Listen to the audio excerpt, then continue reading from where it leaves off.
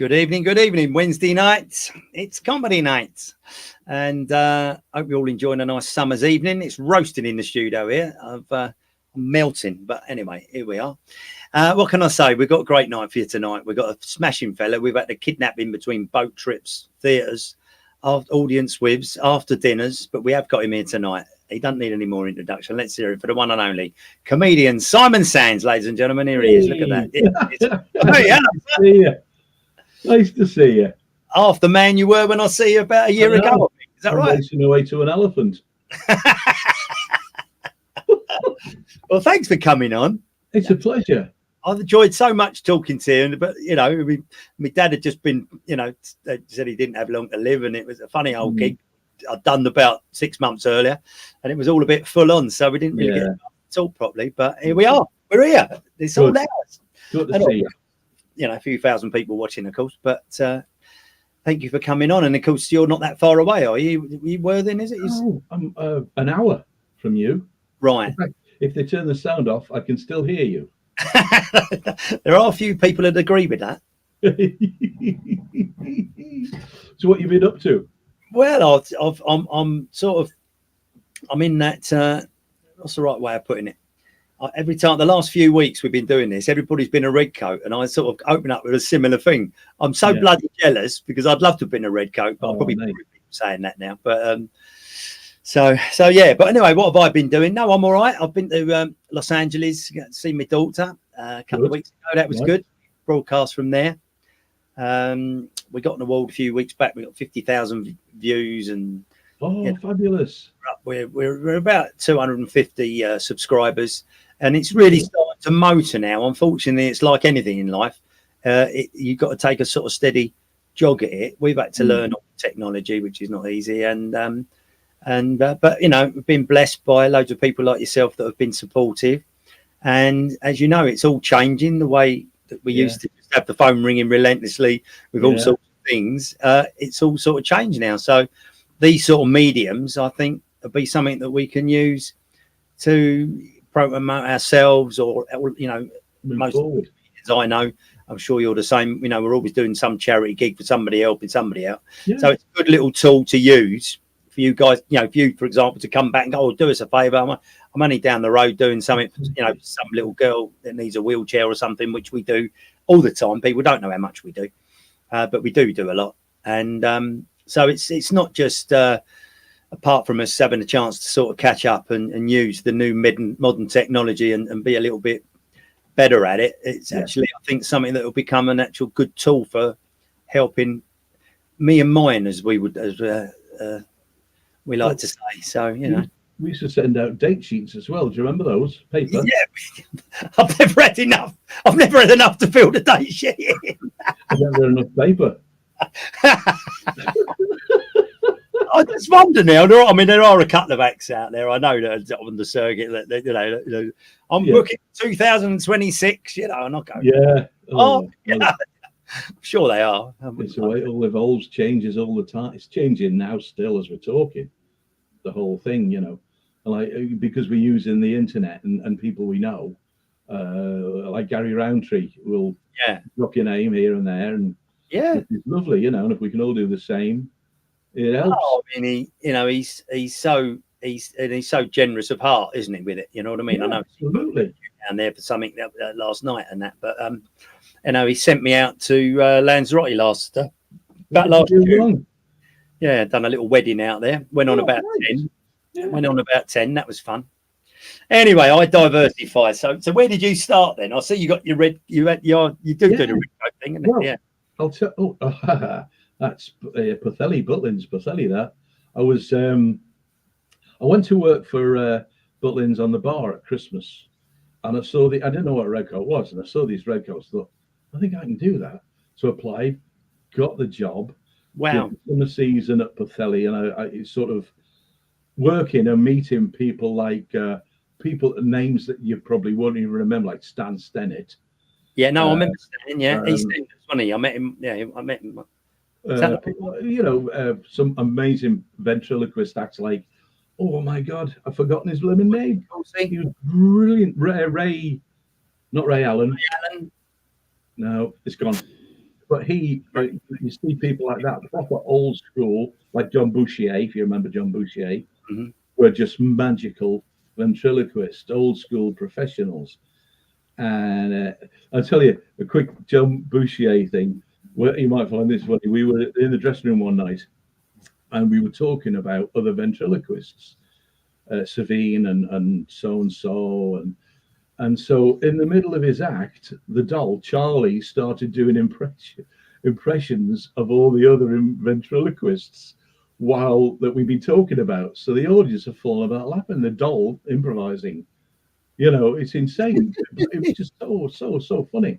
It was brilliant. I'm quite close to Steve Hewlett's down here. We've known each other since about 97. Not in each other's pockets, but, you know what I mean? Obviously in that. Yeah, I do. Things. So, I started with Butlins at Pathelli. Yeah. And I came home that winter after the season. I had an amazing time meeting all these people and working with all these people, learning to dance. And into ballroom dance. And I got offered a job with the hotels division. So I ended up down there in Brighton at the hotels in Saltine. And I'll tell you a bit about that in a minute. And I ended up staying with them for altogether 13 years. And I ended up as entertainment executive as well. So I trained people as well. And in that picture there, you've got the fellow with the white face is a guy called Billy Hunter. I know Billy. Yeah, well, Billy was one of my Reds. No. Yeah. And he beat me. I'd done the National Comedy Awards, and obviously, needless to say, he come out with a coffin, and that was me pinned. That there is the first time that the coffin appeared. Oh, is that the coffin there? That is the coffin the first time. Because we were doing the Old Time Musical, and backstage, I got an old coffin. And he had this idea, and he didn't tell me what it was. I said, just do it. If it's funny, it's funny. Yeah. So at the end of the show, they carried him in this, and then of course his head pops up, which became the actors, you know. Yeah. And the funny thing with Billy, he would always listen, you know, like when we were talking and doing comedy sketches together. You know, that timing, sometimes he'd be too quick, and so he started sort of adhering to me, pulling his jacket, as if to say, now, do the line now. And he learned, and he didn't need any help in the end. He was brilliant. Yeah. And went on to be, as you know, very funny. And who was he managed by? One of the Grumblewees. Tony Joe. Tony Joe was managing him. Yeah, bless him. And in there as well is a lad called Gary Walker on the right as you look at it. And Gary, again, one of my gang. He went off to be cruise director with Holland America. And he ended up as head of entertainments for Holland America in Miami. Wow. And he now runs, if you look up Gaylord Entertainments in Texas, he is in charge of this whole thing, working with the likes of Barry Manilow and so on and so forth. Really? So Gary's done really well. A lot of the old team have done great. So proud, so chuffed. Well, my first 30 years was in the meat industry. So meat? I'm a newbie, really. You're a meat dealer? I was originally. Any particular market? No, my grandfather had a little butcher shop in Wimbledon. Did he? And then he needed to retire, and I was too young to take the shop on. So in those days, for those people that don't know what I'm talking about, there was a thing called the Yellow Pages. Yeah. And, you'd have a little flick through and go to the jobs where there might be a butcher's job. And I think I rung a company called Caters that doesn't exist anymore, and they didn't answer the phone. The next one I rung was Sainsbury's, and they did answer the phone. So I ended up there for many years. But of course, what you don't realise is that you're actually behind a counter. So it's the beginning, innit, of learning your craft, you know, and talking to people and timing and everything else. Yeah, absolutely. Not that you realise that at the time.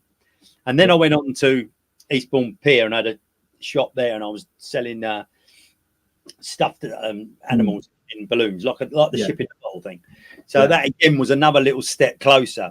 And then after that was when I sort of showbiz came. My dear old dad could butcher as well. Could he? He could do it. That's why I kept moving, you know, just in case I fell in the wrong place, end up on the slab. I was going to say you work with, but the one that I noticed that did catch my eye, who I'm a bit sort of sad I never never worked with was is Bob Monkhouse. Monkhouse. Do you know the great thing about Monkhouse? Like a lot of them, like Sin Eddie or well, loads of the old school pros. And Tony Joe did it as well. They would, and what's his name from the Grumble Fiends?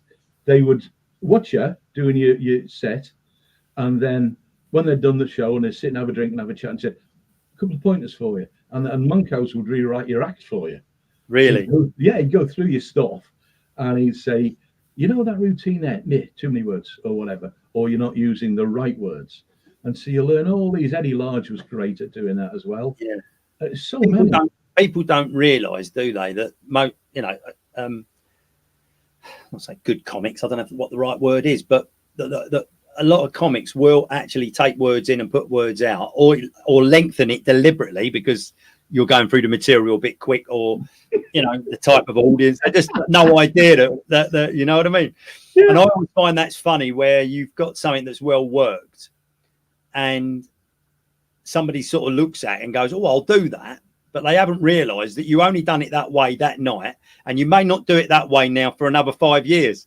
And of course, they go and do it, and it doesn't happen. Do you know what? You're absolutely spot on. I started taking my phone on and set it on record, and then record. I've got God knows how many shows recorded, and then afterwards think I did that with that tonight, didn't I? And I go through it, find what the word was or how I set it up, and I could use it the same way next time. So it was you're spot on. You do things sometimes, but it's good to refer back to it to look at what you actually did. Yeah. So I concur. That's a big word for a Wednesday night. Big word for a Wednesday night.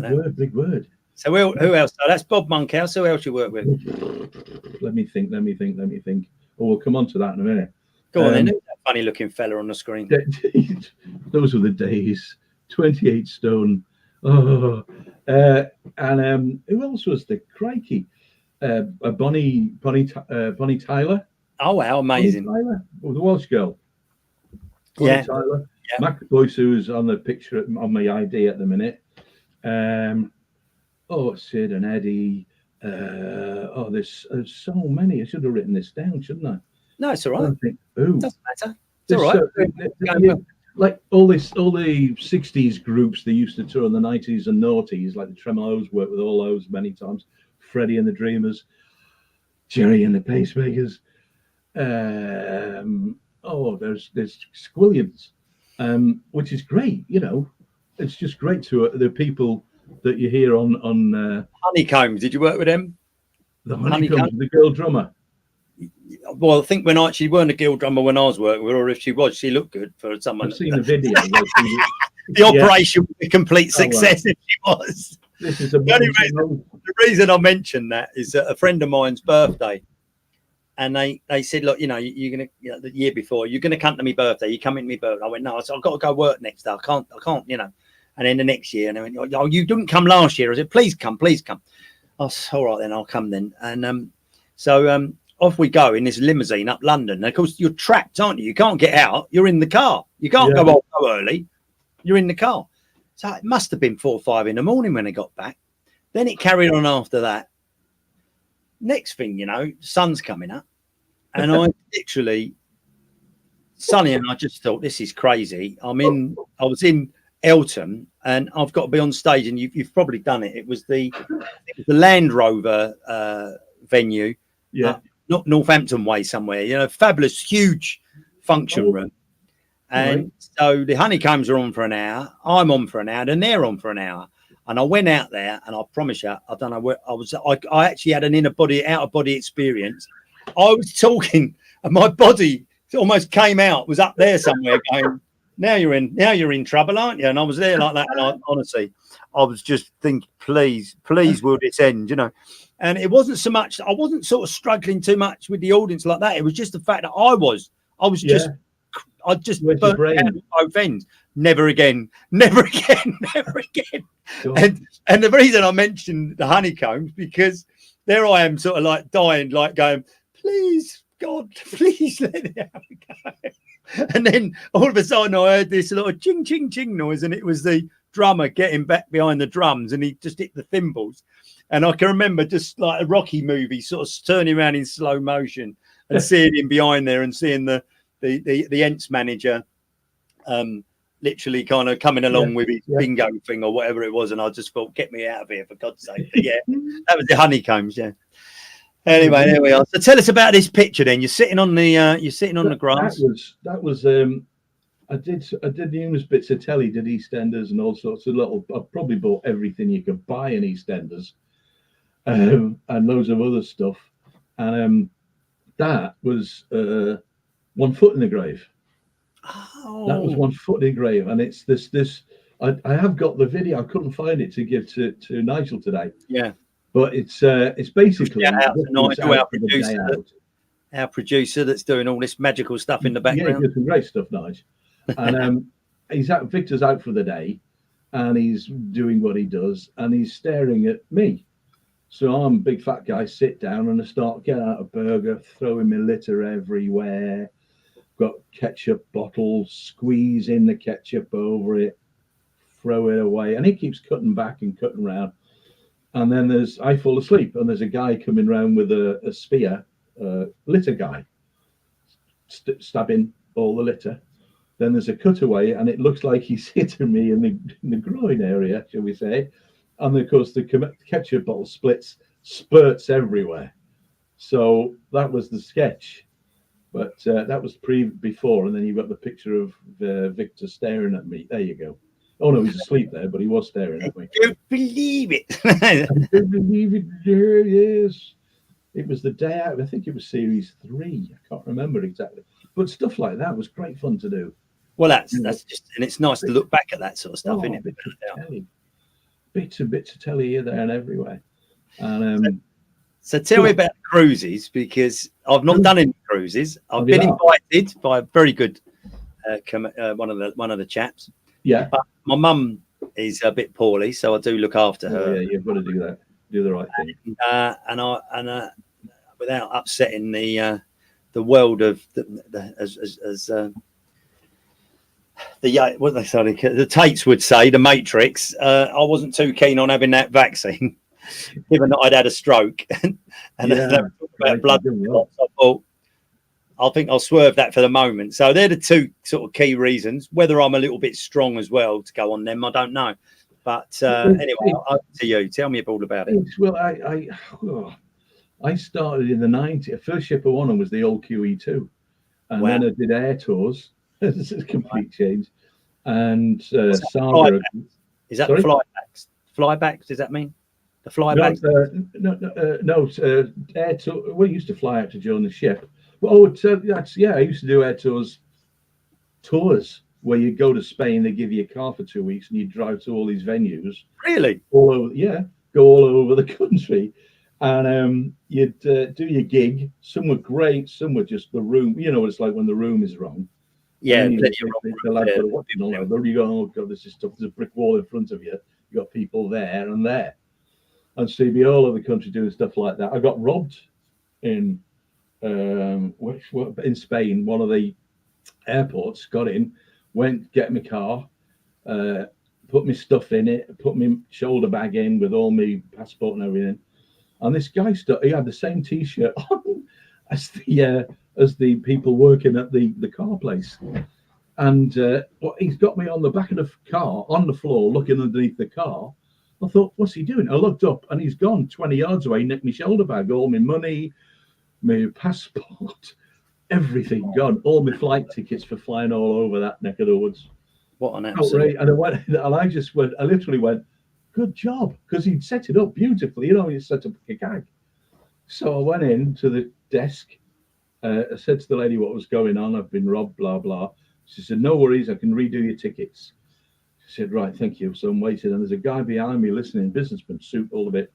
He said, I've been listening to your story. He said, I don't think you're a rip-off guy. He said, look, here's €100. Here's my card. Send it me when you get back. Good Lord. There are good people out there. That is just absolutely. Obviously, I sent him more because I had to spare 50p. But it was. I thought you were going to tell me that was Mickey Rooney had given you €100. Mickey Rooney. Yeah, you know what day it was. Bless his cotton. So the Mickey Rooney thing. You want to move on to that?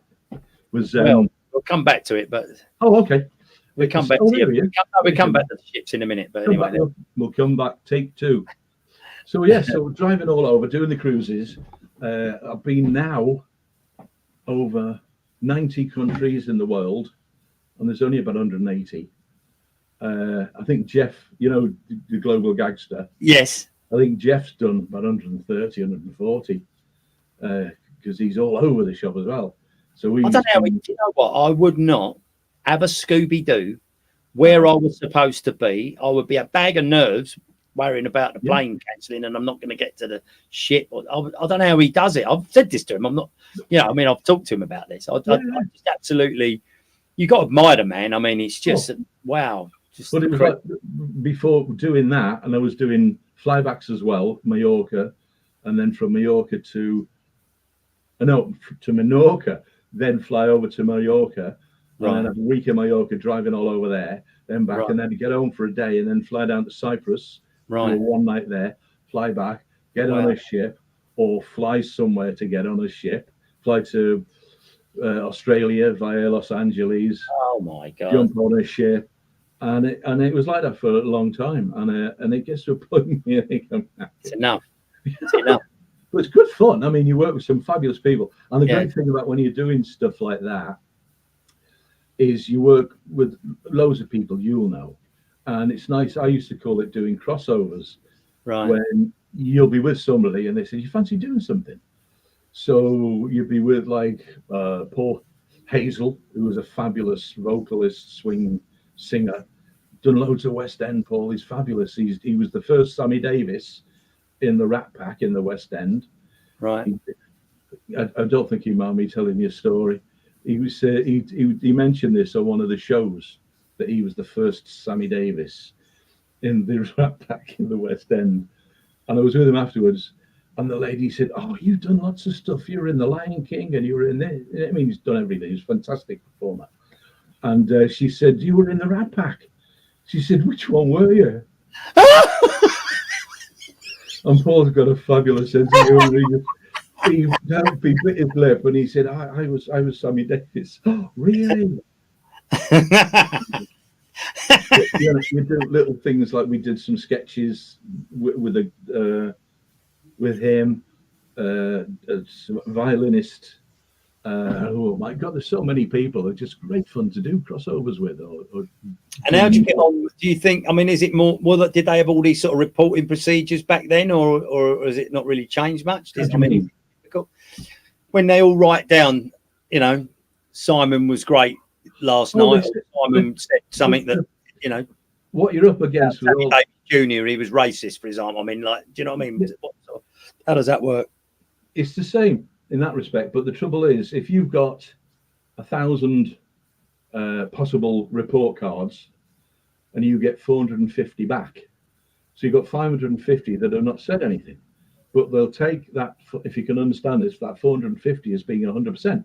So if somebody didn't like something and it came out low on that score, what about the other 450, 550 that didn't bother? So they must have had a good time. And when I was with Butlins, do you remember Chubby Oates? Yes. Chubby. Worked a lot with Chubby in Panto and everything. But before that, we used to work at Butlins. And when I was NCEXEC, the managing director phoned me. He said, "I've just seen the reports. How's Chubby Oates doing?" I said, "Great, they love him." He said, "He's getting terrible scores." I said, how many have you had in? And he told me, and I said, "But what about the rest?" And he said, "That's a good point." So we changed the way we looked at what came in so that it was more real and more factual than taking 300 people saying, of which 20 might have said they didn't like him or whatever, Yeah. So it became more understandable, as it were.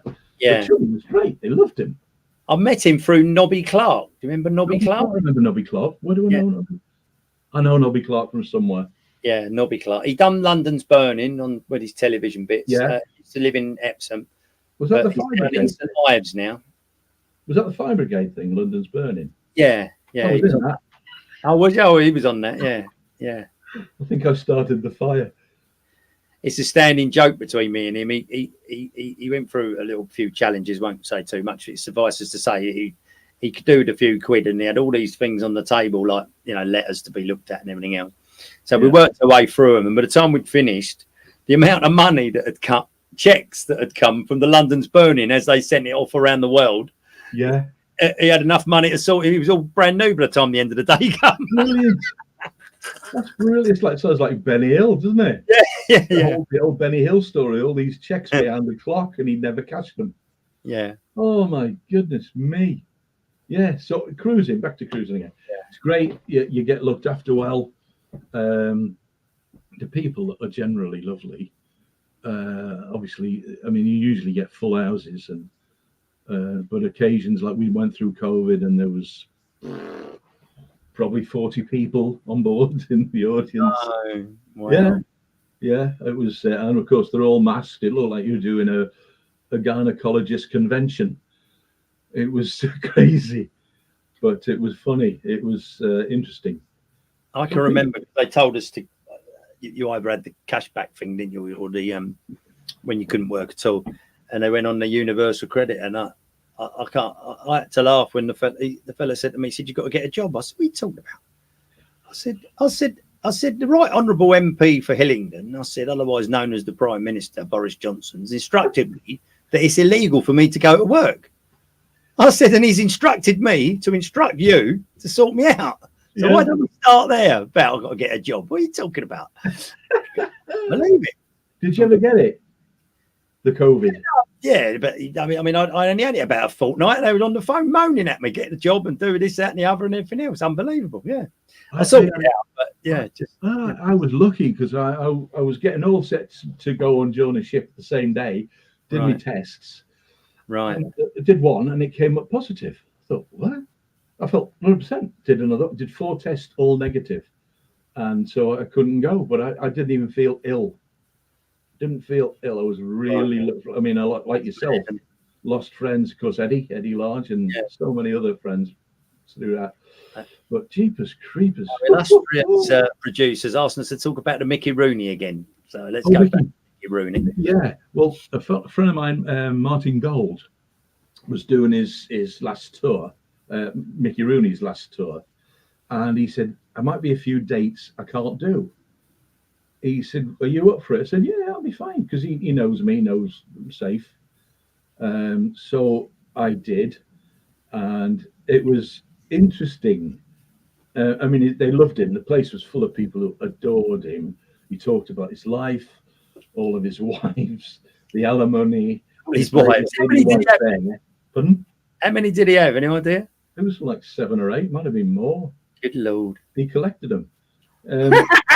He did, yeah. And he talked about all that. And his lady wife there, she sang. He came back, did a bit more. But it was funny before the show because he was walking around. Bless him. He was very senior. And he's walking around going, "I want to get ready. I want to get ready." And his manager said, "Mickey, you can't get ready. You're not on till 8:45. But I want to get ready." So he disappears. And the next thing, he's walking around in his, it's a story, Mickey. And he's walking around in his vest and his white underpants, his stage shoes with his white socks with clasps on. "I want to get ready." So they moved him backstage. So there was a loo there because he just wanted to use the loo. But there was this Hollywood icon, if you will, walking around in his underwear. Really? Honestly. Hope it was clean. Yeah. But he was fine. His wife was a lovely lady too. It was nice. Was that Jan, wasn't it? Jan? Sorry? Jan, her name, was it? Jan? I think it was, yeah. Well done. You're good. No. You're good. Oh, Mickey Rooney, yeah. Who else? It's funny because it's all in your head, and unless you think about it, write it all down or whatever, you forget. No, you're doing all right. And we're thoroughly enjoying ourselves. Look at that special fella there. Eddie. Does he? Oh, man. He was great. I did a bunch of tours with him and Sid, and did CSEs as well. And that was in the Falklands, that one.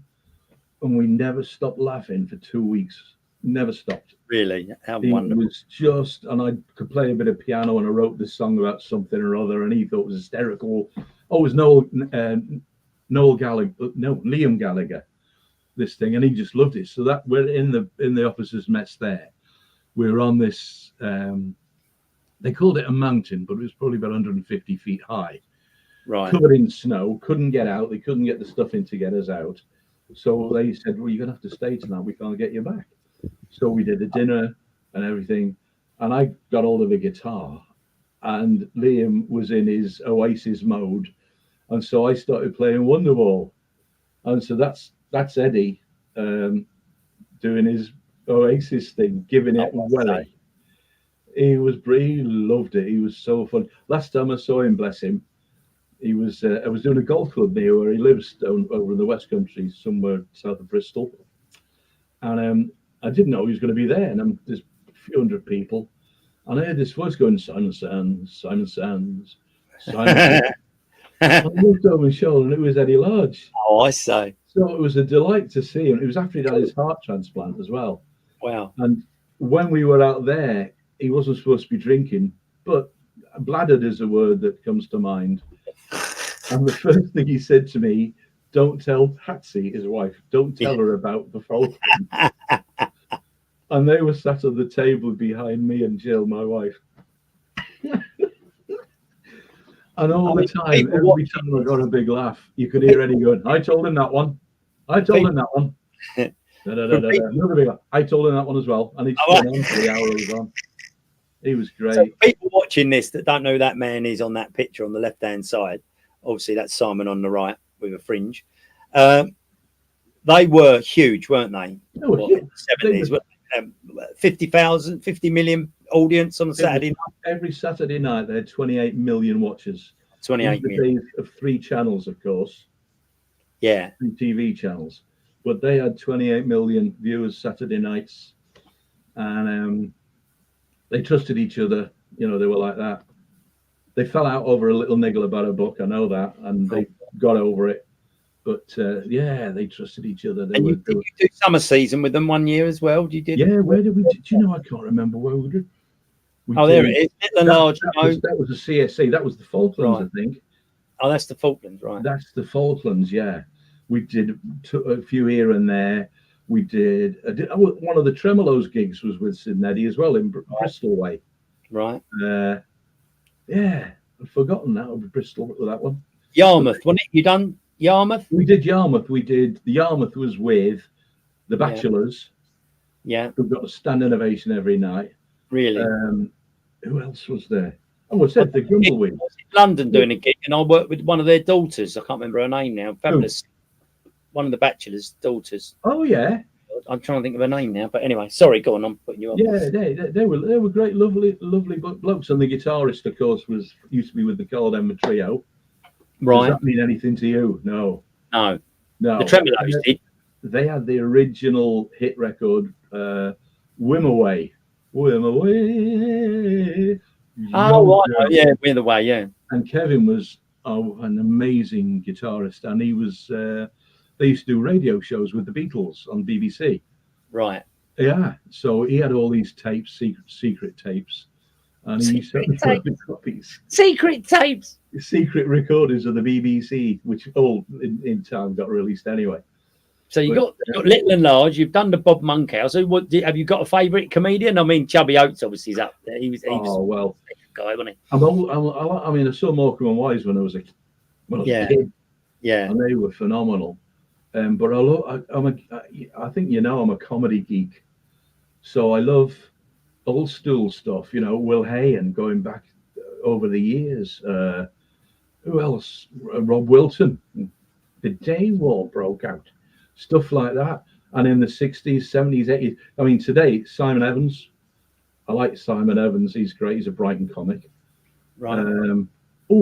By golly, Tim Vine. I love one-line comics. Right. Tim Vine, Stuart Francis, Canadian, sorry. Apologies, Stuart. People like that. Who's your favourite?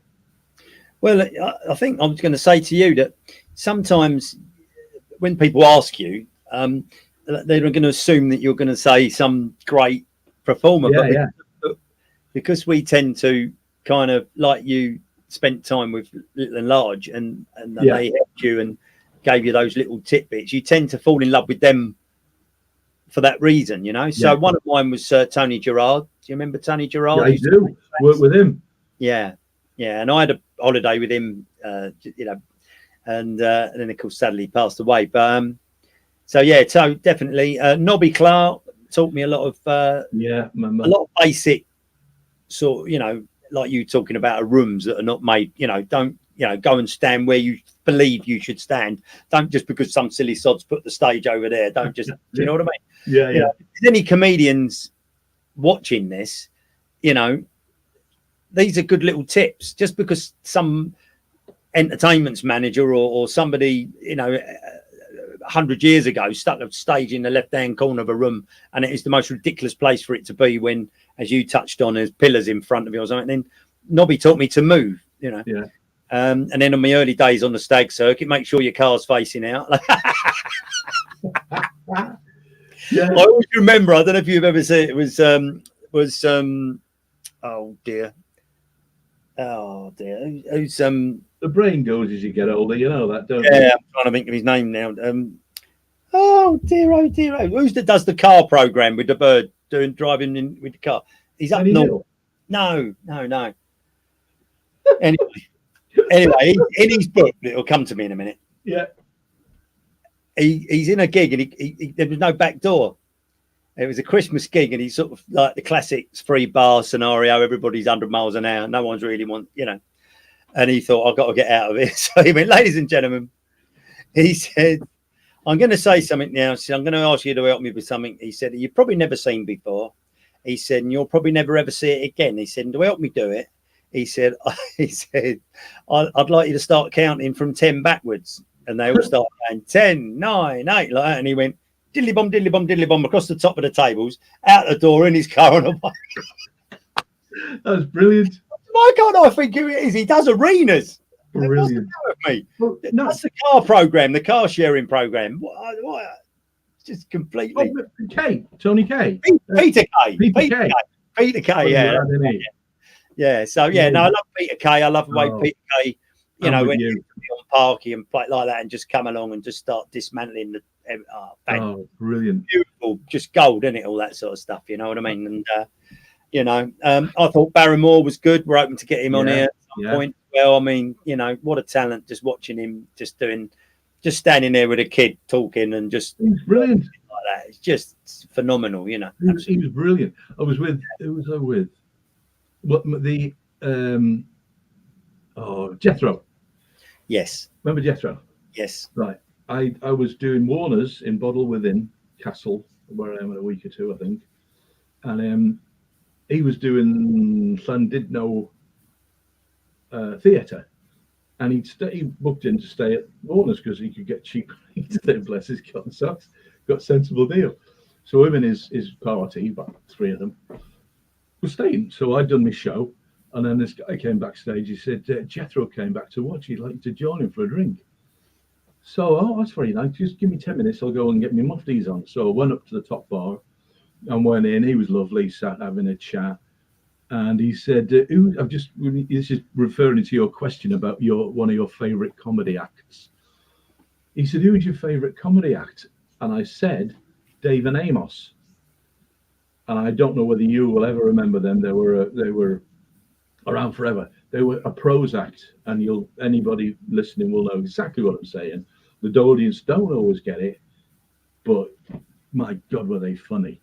So he said, oh, mine too. So he said, want a drink?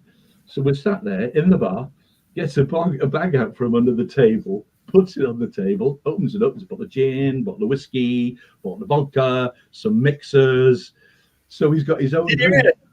And he starts pouring all these things out. So you're sitting having a few snifters, chatting away again for a while about what he'd been up to and what I was doing. He'd telling me this and that about his life.